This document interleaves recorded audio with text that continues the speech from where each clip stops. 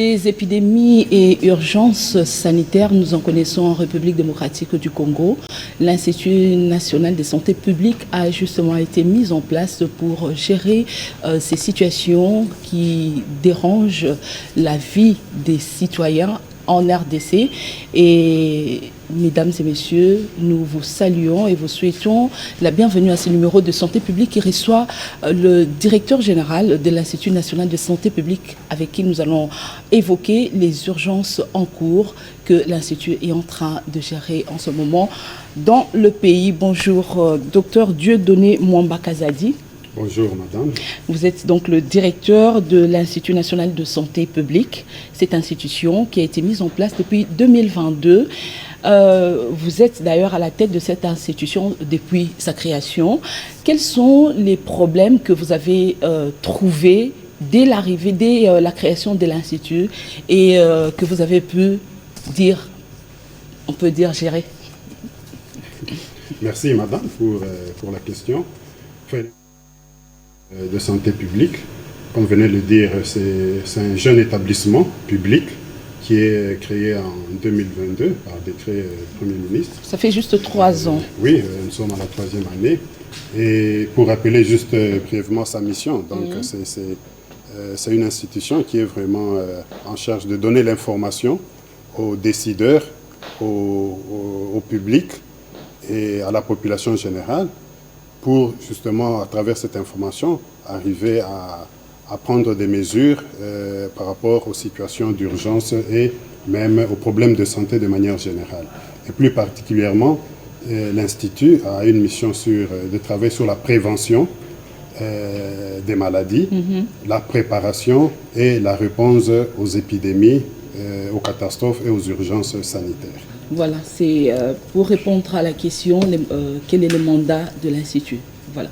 Oui, c'est ça vraiment, ce mandat, c'est être en mesure de prévenir vraiment les maladies, mettre un dispositif de préparation et de réponse aux épidémies, aux urgences et aux catastrophes sanitaires. Et comme notre pays, il est confronté à une recrudescence des épidémies, des catastrophes.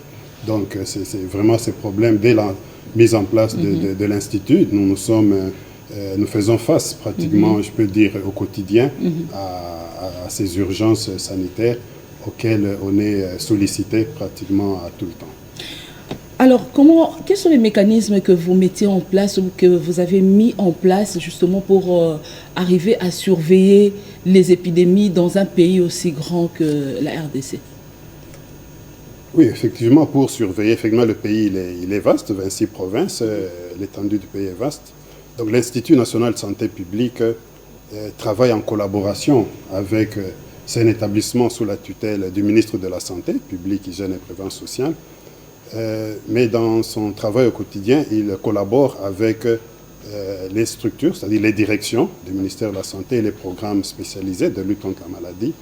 Donc nous avons ce système, cette collaboration qui nous permet déjà d'avoir les informations en temps réel, parce qu'il y a un système de surveillance qui est en place au niveau du pays, qui collecte les informations au quotidien, hebdomadairement, et nous avons ces informations qui nous sont partagées, et nous suivons les tendances des maladies.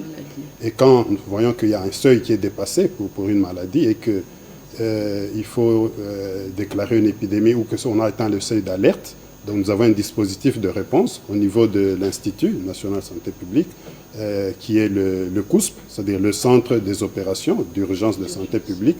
C'est vraiment le bras armé de l'Institut national de santé publique qui, lui, ce centre est vraiment en charge de la préparation et de la réponse aux épidémies, aux urgences et catastrophes sanitaires. Donc, dès qu'on a une situation, une alerte, on va investiguer, on va vérifier. Et si cette alerte s'avère être confirmée que c'est une épidémie, donc toute la machine se met en branle pour apporter la réponse à cette épidémie. Mais comme je l'ai dit, c'est toujours, dépendamment de l'épidémie, de cet incident, nous impliquons toutes les structures, toutes les parties prenantes du ministère de la Santé pour nous permettre de répondre à ces urgences. J'allais dire, je vais mettre bien entre guillemets, on vous accuse souvent de donner une réponse un peu tardivement lorsque les problèmes se présentent. Nous sommes en plein... D'ailleurs, je vais vous demander, Mpox, où est-ce que nous en sommes aujourd'hui? La maladie, elle est passée ou l'épidémie, elle est toujours en cours? L'épidémie est toujours en cours. De Mpox, c'est depuis 2024, où au mois d'août, qu'on a déclaré par l'Organisation mondiale de la santé et Africa CDC que c'était une urgence de santé publique de portée, d'abord de portée continentale et de portée internationale. Donc, et l'épicentre de cette épidémie, c'est la RDC. Donc, au jour d'aujourd'hui, la maladie, l'épidémie est toujours en cours. Donc, qu'on ne se trompe pas pour penser que la maladie, l'épidémie est finie. Non, nous sommes toujours avec l'épidémie de Mpox, qui est dans plusieurs provinces, bien que au jour d'aujourd'hui, nous constatons une tendance vers une lente diminution des cas, avec les mesures de réponse qui ont été mises en place, mais la maladie continue, l'épidémie est toujours en cours, et c'est l'occasion d'appeler les populations à toujours plus de vigilance et au respect des mesures préventives et d'adhérer à ces mesures pour vraiment que nous puissions arriver à contrôler et à éradiquer cette épidémie. Alors, les cas, il y en a plus dans quelle partie du pays? L'épidémie est dans tout le pays.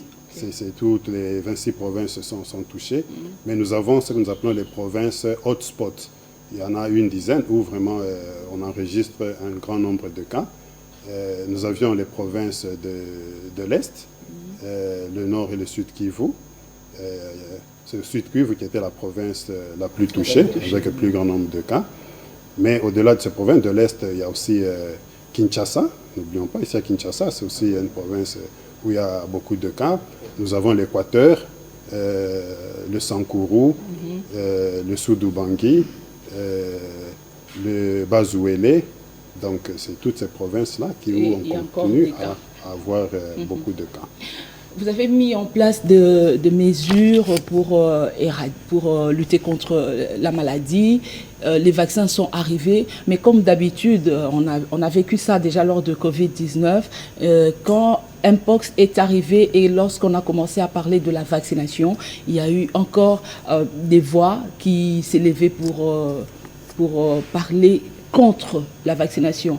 Alors, qu'est-ce qu'il en est? Est-ce que les gens sont quand même vaccinés et il y a des résultats par rapport à cette mesure de vaccination? Oui, ça c'est une question importante. Contrairement à ce qu'on avait enregistré par rapport à la Covid-19, où il y avait cette réticence d'adhérer à la vaccination. Et on pensait que ça serait peut-être le cas avec le vaccin contre la Mpox. Mais on a été agréablement surpris parce que l'adhésion à cette vaccination était massive.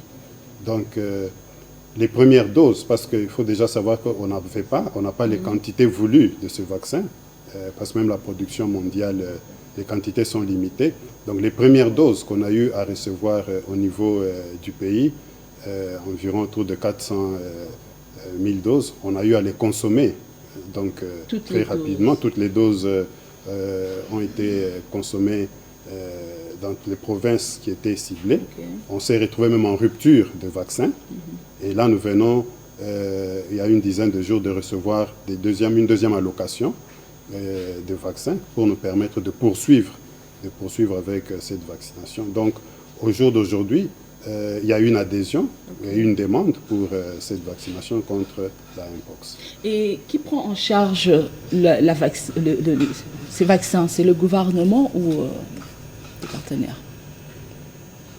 La vaccination, c'est un des piliers de la réponse. Donc, et par rapport à la vaccination, le gouvernement travaille en partenariat avec les partenaires, en collaboration avec les partenaires techniques et financiers qui appuient le ministère de la Santé et qui ont accordé ces vaccins. Donc la plupart, c'est des dons qu'on a reçus d'Africa CDC, de Gavi, de l'Union européenne et d'autres pays. comme le Japon, l'Allemagne, la Belgique. Donc c'est essentiellement des dons qu'on a reçus pour organiser cette vaccination.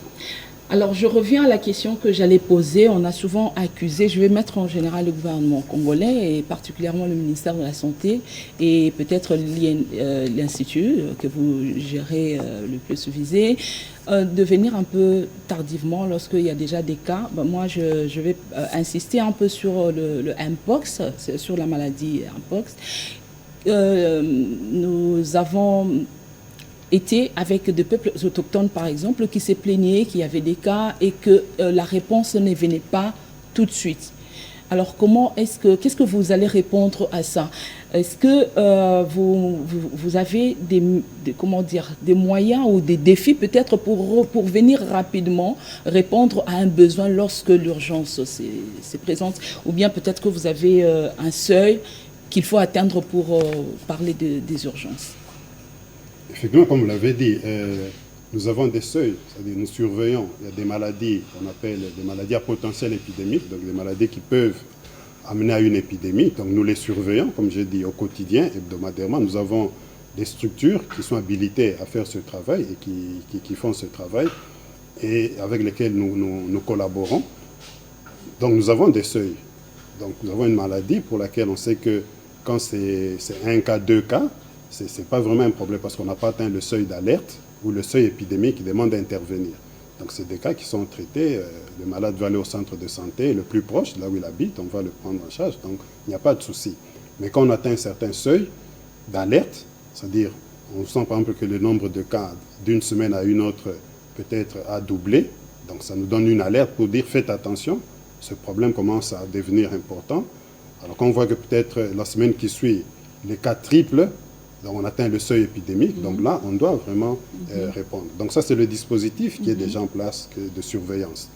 Alors pour la Mpox, juste pour rappeler, c'est une maladie que nous, en RDC, nous avons depuis 1970. Donc 1970, on avait déjà des cas de Mpox dans ce pays.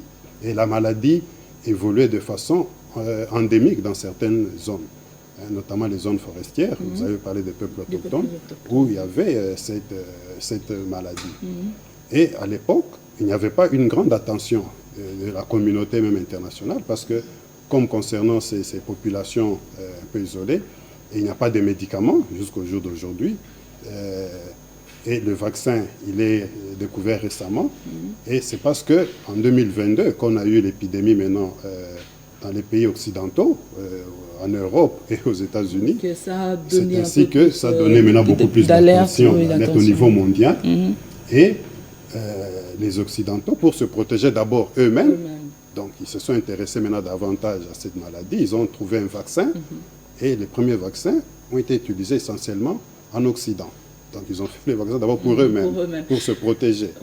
Alors, mais après, on a vu que chez nous aussi la maladie a pris de l'ampleur, non seulement chez les populations autochtones, mais il y a eu sur l'ensemble, ça s'est propagé sur l'ensemble du pays, et on a constaté que même le mode de transmission a changé.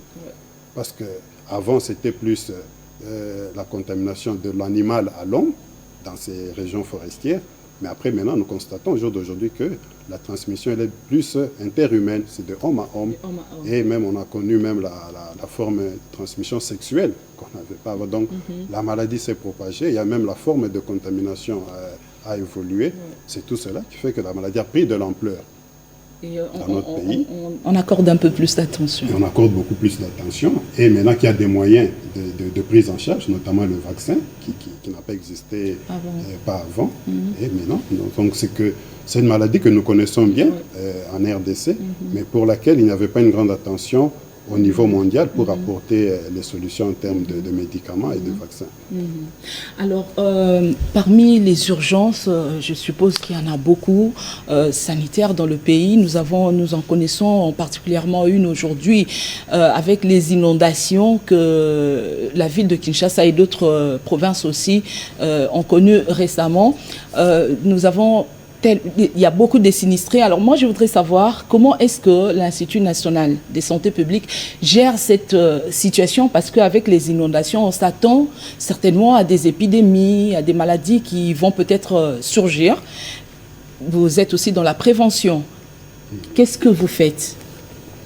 Oui, par rapport aux inondations, il faut savoir déjà que au jour d'aujourd'hui, les inondations ont touché non seulement Kinshasa, il y a Kinshasa qui est impacté, mais il y a aussi d'autres provinces, notamment le Tanganyika. On a connu des inondations au Tanganyika. Et au Congo central, ici à côté, on a connu aussi des inondations. Et Kinshasa, où les inondations ont fait beaucoup plus de dégâts au jour d'aujourd'hui, donc avec environ 11 zones de santé qui sont touchées par ces inondations. Et l'Institut national de santé publique, par rapport à ces inondations, parce que c'est une catastrophe complexe, donc, qui implique non seulement le ministère de la Santé publique, Hygiène et Prévention sociale, mais aussi d'autres ministères. Donc, il y a le ministère de l'Intérieur, le ministère des Affaires sociales, le ministère de l'Urbanisme, de l'Habitat. Donc, au niveau de l'Institut national de santé publique, depuis l'année dernière, parce qu'on avait connu des inondations aussi l'année dernière, nous avions déjà un plan de préparation et de réponse aux inondations.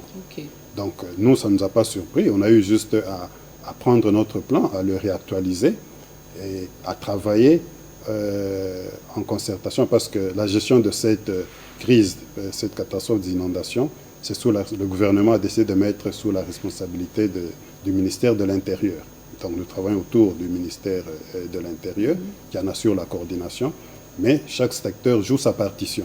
Et nous, le secteur santé, effectivement, nous sommes sous la prévention des maladies par rapport à cette catastrophe. Donc nous suivons, il y a des sites qui ont été aménagés où on a dû placer les sinistrés, parce qu'à Kinshasa, nous en avons plus de 8000 sinistrés sur les 25 000 ménages qui ont été impactés. Alors ces sinistrés, nous les avons mis au niveau de stade Tata Raphaël, au stade des Martyrs, à l'Institut de Mumba. Donc, et là, nous veillons à ce que toutes les conditions d'hygiène soient réunies, donc que ces sinistrés qui sont là-bas aient accès à l'eau potable, aux toilettes hygiéniques, et que l'environnement soit sain, assaini. Donc nous veillons à tout cela par la sensibilisation. Donc nous les sensibilisons parce que équipes sont sur nous place. avons des équipes, nos équipes qui sont déployées dans ces différents sites pour apporter ces messages de sensibilisation, comment gérer le milieu, et aussi pour se rassurer que les conditions d'hygiène, l'assainissement est maintenu en termes d'utilisation, la disponibilité de toilettes, parce qu'on a eu des défis en termes de nombre de toilettes par rapport aux sinistrés qui occupent ces sites. Donc nous sommes en train de suivre et de voir comment améliorer davantage leurs conditions d'hygiène et d'assainissement en mettant à disposition les toilettes, les poubelles. Et nous avons placé aussi sur ces sites, il y a des centres de prise en charge médicale. Lorsqu'il y a des problèmes, des problèmes de santé, donc ils peuvent directement aller voir. On a installé des sites de prise en charge au sein de dans ces milieux-là. C'est pour que les premiers cas des maladies courantes, ils peuvent déjà ça peut être déjà pris en charge directement sur place.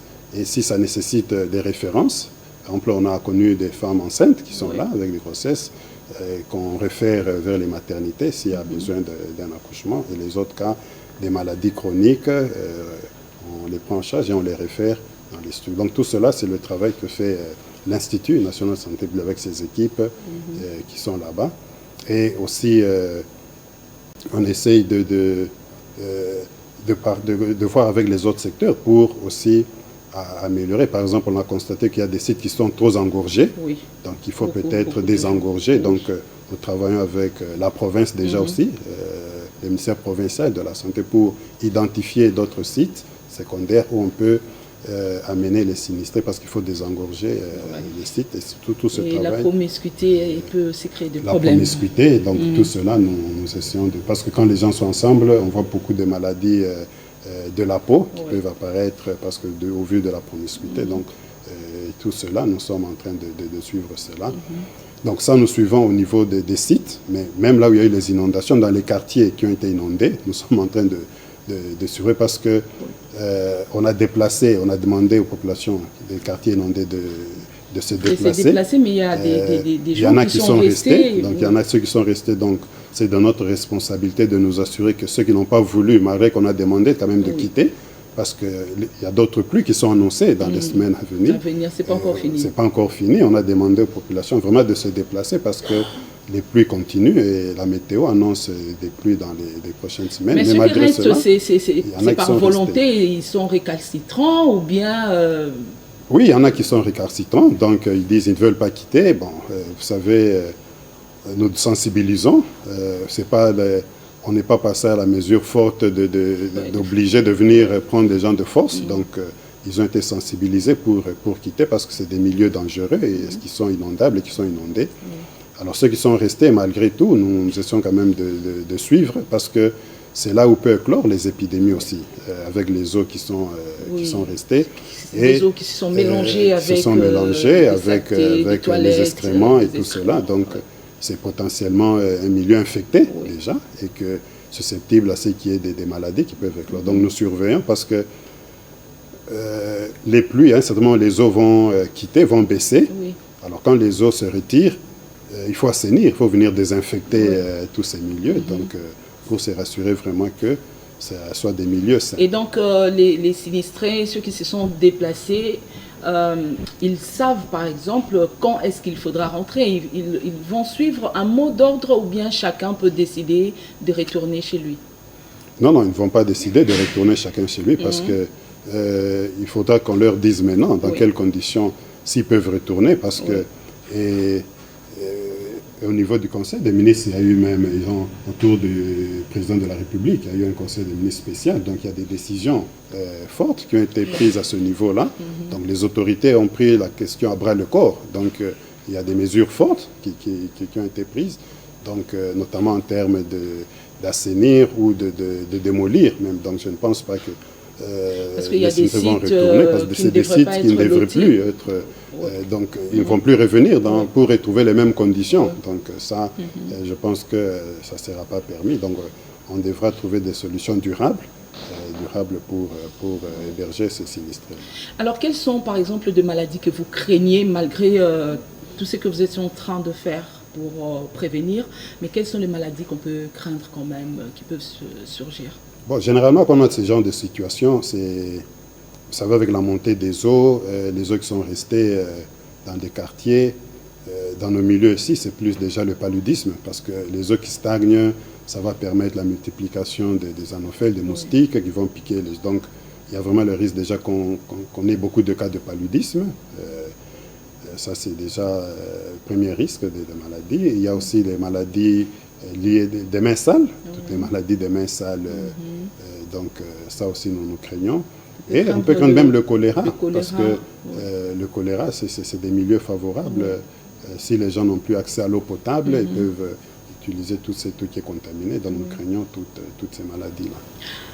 Alors, nous sommes en train de vivre aussi cette situation dans le pays, notamment la situation des conflits armés, où il y a également des urgences.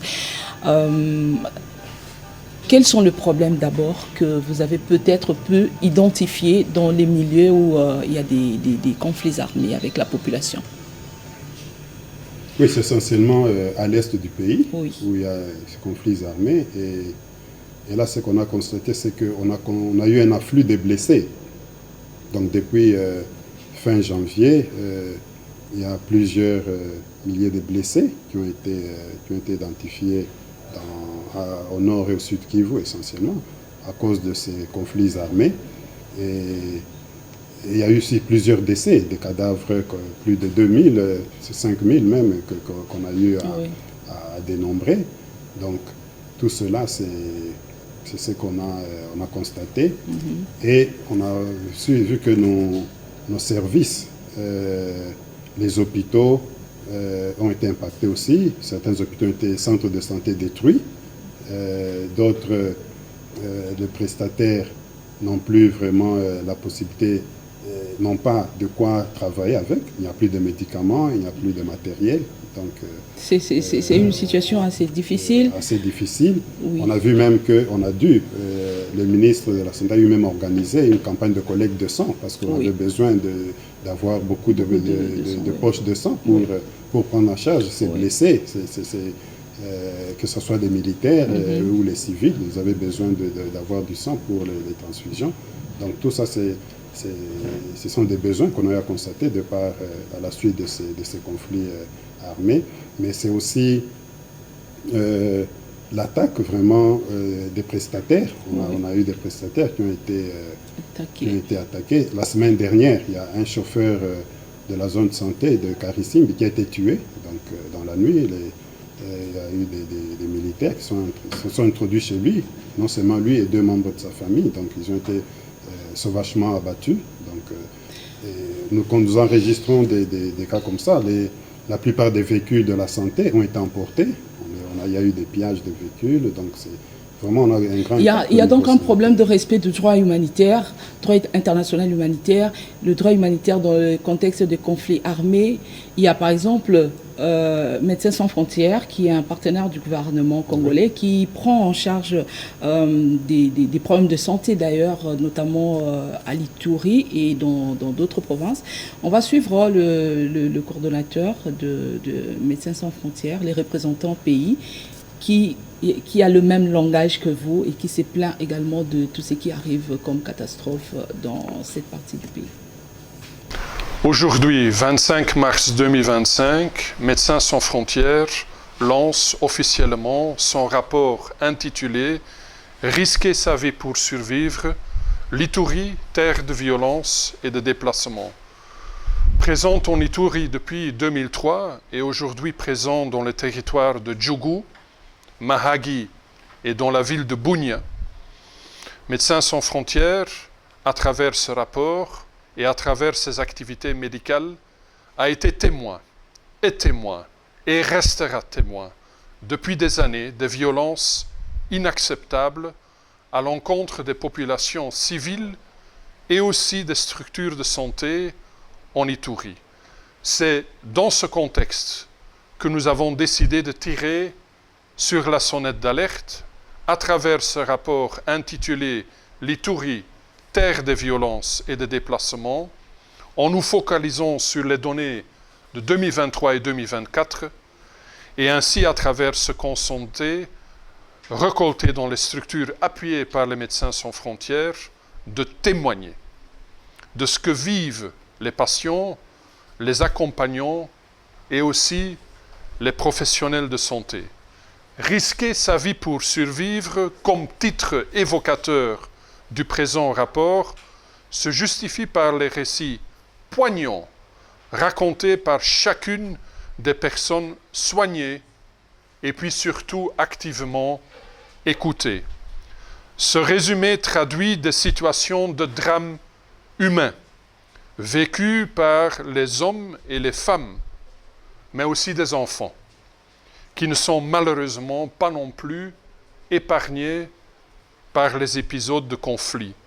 Il faut fuir, il faut malheureusement fuir à nouveau, il faut construire, reconstruire, car chaque fois que la violence vous rattrape, il faut repartir encore de zéro sur le plan matériel, mais surtout et avant tout sur le plan physique et psychologique, stigmatisé, avec des stigmates qui restent béants et difficiles à effacer, voire élaborer.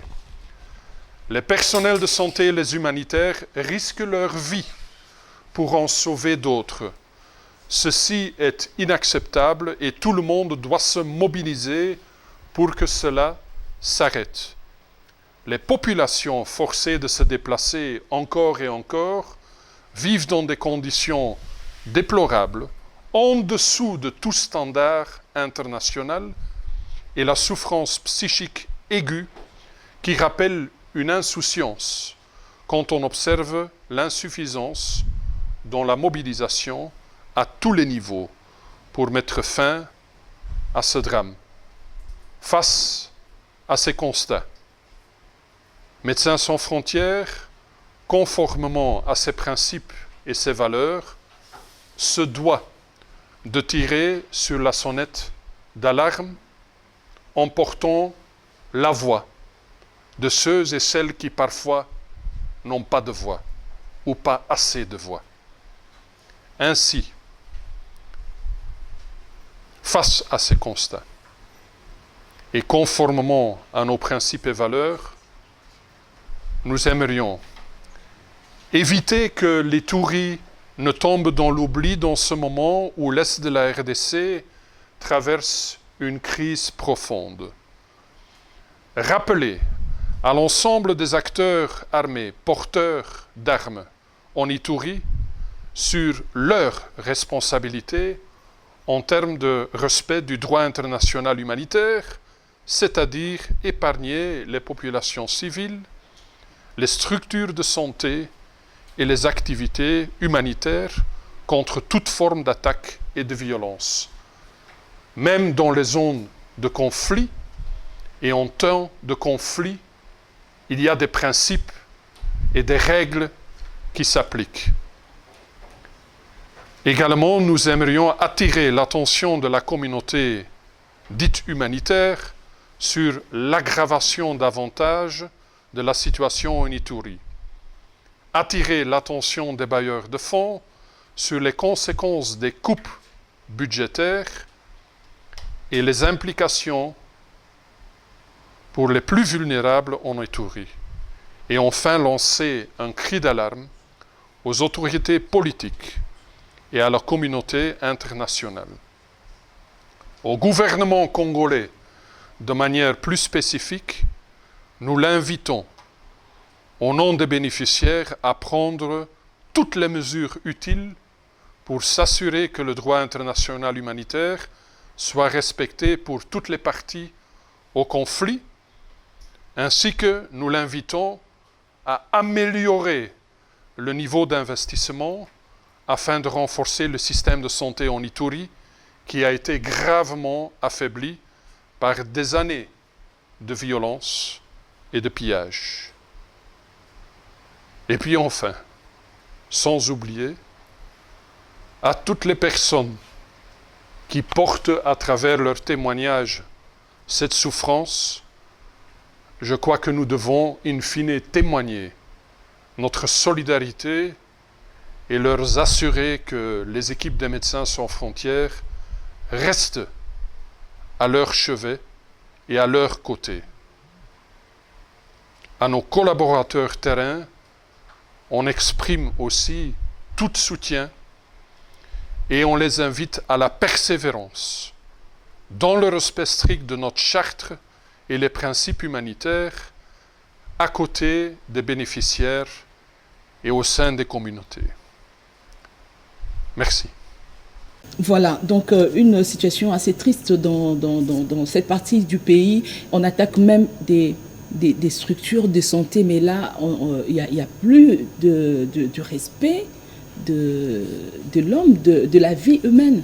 Oui, c'est vraiment c'est de la barbarie. C'est ça le terme, parce que quand on attaque un hôpital où on sait qu'il y a des malades, mais qu'on veut aller chercher, c'est pas quoi, dans un hôpital, pensant qu'il y a des militaires et on sort tous les malades dans des conditions très horribles, c'est vraiment... on bafoue vraiment les droits humanitaires. Il n'y a aucun respect des droits humanitaires. C'est l'occasion ici pour moi de dénoncer, de décrier ce comportement et qui doit être vraiment condamné avec la dernière énergie, parce que c'est vraiment une atteinte aux droits humains et aux droits humanitaires, parce qu'on doit laisser des accès vraiment aux humanitaires pour travailler. Mais ce qui n'est pas le cas, parce que même pour faire accéder les matériels, que ce soit les poches de sang ou d'autres matériels, médicaments, c'est vraiment des négociations qu'il faut. On n'a pas encore vraiment des accès comme il le faudrait. Et donc c'est la population qui... Oui, c'est la population qui souffre, qui est impactée, parce que du coup, l'accès aux soins de santé de qualité n'y est plus. Il n'y est plus. Et il y a même la restriction même de partager les informations avec nous, parce que nos équipes qui sont sur terrain n'ont pas des fois ils sont toujours soupçonnés comme étant des complices. Donc même pour avoir des fois ces informations, nous ne les avons pas comme on les avait de manière régulière. Oui. Parce que nos équipes sur terrain sont empêchées vraiment ou travaillent dans des conditions difficiles. Et du coup, c'est plus à travers les humanitaires. Parce que eux, étant humanitaires, ils ont des accès beaucoup plus faciles. Oui. Et c'est avec eux que nous collaborons. Même s'ils souffrent aussi. Et donc, c'est un grand défi quand même que vous rencontrez, une grande difficulté que vous rencontrez en ce moment. Est-ce que l'Institut peut avoir d'autres défis aujourd'hui, 3 ans après sa mise en place, des défis que vous avez peut-être identifiés ou des difficultés pour vraiment accomplir vos objectifs ou vos tâches? Oui, par rapport à toutes ces situations, la récurrence des urgences, des épidémies, c'est que nous devons tirer les leçons de tout cela. Et au niveau de l'Institut national de santé publique, c'est arriver à avoir, dans le cadre de la préparation, parce que nous devons plus travailler sur la préparation, oui, que commencer à courir toujours comme des sapeurs-pompiers. Donc, et on se fatigue vite. Par contre, il faut travailler sur la prévention et la préparation. Et là, ça nous demande que nous puissions avoir prépositionné des kits, parce que nous connaissons un peu, on a eu au niveau de l'Institut national de santé à faire une cartographie des risques. Donc nous connaissons déjà les risques dans chaque province. Donc par rapport à ces risques, nous devons être en mesure maintenant de nous préparer. Et la préparation demande à ce que nous puissions prépositionner des kits, des médicaments dans chacune des provinces, que nous puissions avoir des équipes d'intervention rapide déjà bien préparées, formées. Nous les avons déjà, mais qui doivent être toujours en alerte. Et que nous puissions avoir aussi des moyens pour les déployer rapidement. Dès qu'il y a une situation qui demande une épidémie, que ces équipes soient en mesure de se déployer dans les meilleurs délais, parce que c'est ça les difficultés, les contraintes que nous avons. On dit, bon, vous arrivez en retard, le problème est déjà là. Oui. C'est parce que nous devons avoir des capacités de déployer rapidement nos équipes pour aller, surtout quand les capacités de la province, parce que nous, au niveau central, on ne peut pas se déployer partout. On l'a dit, le pays est vaste. Nous devons avoir des équipes au niveau des provinces, déjà au niveau des zones de santé, plus proches de là où surviennent ces épidémies, le problème, et ils peuvent intervenir rapidement. Mais c'est quand ils sont dépassés, alors qu'ils font recours, appel à nous au niveau central. Et le dispositif devait être mis de telle sorte que, déjà au niveau du terrain, ils sont déjà capacités, qu'ils aient le nécessaire pour déjà intervenir. Parce que s'ils interviennent déjà, eux, très tôt, ça permet de contrôler, d'endiguer le phénomène. On va chuter peut-être par cette question. L'Institut national de santé publique a des équipes qui sont formées, avec lesquelles vous travaillez, mais vous travaillez aussi, n'est-ce pas, avec la population. La population, elle fait partie, n'est-ce pas, du travail. Vous sensibilisez la population et vous avez besoin qu'il y ait un retour, n'est-ce pas, de la part de la population. Généralement, quand il arrive des épidémies, on a un cas, on a 2 cas, on a 3, et puis on attend un seuil, comme on l'a dit précédemment, un seuil donné pour qu'on puisse déclarer peut-être une urgence. Mais pendant ces temps, quel doit être le comportement de la population lorsque on sent quand même, ou on voit des cas qui arrivent peut-être qu'on ne connaît pas, on n'a jamais connu, quel doit être le comportement de la population avant même que le gouvernement vienne dire par exemple que voilà, nous avons telle situation qui sévit dans le pays et voilà, voici ce qu'il faut prendre. Avant que cela n'arrive, comment doit agir la population ou se comporter? Oui, la population, c'est vraiment un partenaire important dans la lutte contre les maladies, les épidémies. Donc, et de toutes les épidémies, toutes les urgences, on ne peut pas les réussir, arriver à contrôler ces épidémies sans vraiment l'implication, sans l'engagement des communautés, des populations. On ne peut pas. C'est-à-dire on peut mettre tous les moyens que nous voulons, amener tous les dispositifs, les équipements, les médicaments, mais si la population elle-même n'accepte, n'adhère pas, vous n'allez pas réussir. Donc, c'est vraiment un partenaire important et que nous sensibilisons toujours. Donc, la population doit déjà savoir comment reconnaître les signes de certaines maladies, surtout les maladies sous surveillance. Donc ça, parce que nous avons des définitions de cas communautaires pour que la population sache reconnaître que quand il voit tel signe, peut déjà dire c'est telle maladie, voilà déjà tel comportement que je dois adopter. Donc ça, c'est un travail que nous faisons au quotidien avec les directions et programmes du ministère de la Santé pour vraiment sensibiliser au quotidien nos communautés, nos populations. Déjà à reconnaître les signes des différentes maladies sous surveillance. Et dès qu'ils savent reconnaître cela, ils ont un comportement favorable à adopter.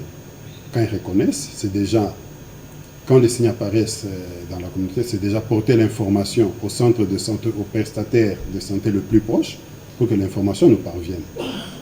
Parce que l'information part toujours de la communauté, parce qu'il faut qu'un malade arrive au centre de santé, ou que dans la communauté, nous avons les relais communautaires, parce qu'ils sont nos agents dans la communauté, les relais communautaires, parce qu'eux, ils sont formés, ils reconnaissent ces signes, ils peuvent déjà dire à ce malade qui est dans la famille, pour dire, on va au centre de santé, et lui-même peut déjà porter l'information aussi aux structures de soins, et cette information sera remontée. Donc c'est ce travail que nous faisons au quotidien avec les relais communautaires qui sont les membres de la communauté vraiment, parce qu'eux sont dans la communauté, ils vivent avec ces communautés et ils sont appelés à... Ils font même des visites à domicile, ils font de la sensibilisation au quotidien. Oui, pour voir comment ça se passe. Pour voir quelle est la santé de la population, à la communauté. Parce qu'ils ont un rayon d'action à leur responsabilité. Donc ils font l'interface avec nous pour se rassurer quelle est la santé dans cette communauté qui est sous leur responsabilité. Et donc lorsqu'il y a des signes, il y a un problème, il faut, c'est une nécessité, il faut forcément aller dans un centre pour se signaler ou signaler. Parce que généralement, c'est quand on ne se montre pas qu'il y a aussi un plus grand risque de propagation de maladies qu'on va cacher peut-être dans la maison. Parce que quand vous restez dans la communauté avec une maladie contagieuse qui va se propager, donc ça va, le temps que vous restez encore, donc ça se propage et l'information va nous arriver déjà beaucoup plus tard. C'est pourquoi il faut détecter, c'est pourquoi on parle de la détection précoce. Donc il faut précocement que nous arrivons à détecter s'il y a déjà un phénomène qui commence dans la communauté, nous devons détecter précocement pour apporter une réponse rapide. Donc c'est ça vraiment notre... Alors notre dernière question, quelles sont les perspectives par rapport à toutes ces urgences que vous gérez, qui arrivent, et les épidémies qui sont là, quelles sont les perspectives? Est-ce qu'on peut se dire que voilà, vous êtes fixé peut-être des objectifs, dans telle période par exemple, on pourra arriver à éradiquer certains problèmes que nous avons déjà dans le pays? Comment? Oui, nous avons des perspectives. Bon, déjà pour les épidémies, il faut arriver à les contrôler. Aujourd'hui, nous avons l'épidémie de Mpox. Nous avons il n'y a pas que Mpox, nous avons la rougeole, nous avons le choléra. Donc, en perspective, déjà, il faut qu'on arrive à contrôler ces épidémies. Donc, nous devons retourner à un seuil acceptable. Donc, nous devons diminuer vraiment le nombre de cas qui sont venus de cas de ces maladies pour que nous arrivions déjà à les contrôler. Ça, c'est vraiment à court terme. Nous devons arriver, c'est ça l'objectif, de contrôler ces épidémies. Mais maintenant, c'est renforcer, à moyen et long terme, c'est renforcer le dispositif de prévention, donc au niveau de l'Institut national de santé publique, à travers aussi le centre des opérations d'urgence de santé publique, c'est nous rassurer que nous avons suffisamment des équipes d'intervention rapide, parce que c'est des équipes multidisciplinaires, donc plusieurs disciplines, et que ces équipes sont et au niveau central, et au niveau des provinces, et même au niveau des zones de santé. Donc ça, c'est un travail de longue haleine, de nous rassurer que ces équipes sont en place et que nous avons prépositionné, comme je l'ai dit, des kits, des intrants au niveau de toutes ces provinces, parce que nous connaissons la cartographie. Je vous ai dit que nous avons fait la cartographie des risques. Donc, il faut vraiment maintenant que nous puissions, ensemble avec l'appui du gouvernement et des partenaires, arriver à déployer ce dispositif-là. Docteur Dieudonné Mwamba Kazadi, je rappelle que vous êtes le directeur général de l'Institut national de santé publique créé en 2022, qui a reçu comme mandat d'assurer la gestion des urgences de santé publique par la prévention, la détection et la riposte contre les épidémies et autres urgences sanitaires. Nous avons survolé des épidémies et urgences que vous gérez en ce moment dans le pays, et nous vous remercions d'avoir répondu à nos questions. C'est moi qui vous remercie. Merci à vous de nous avoir suivis. On se fixe rendez-vous pour un autre numéro de santé pluriel. En l'entretemps, portez-vous bien chez vous. Au revoir.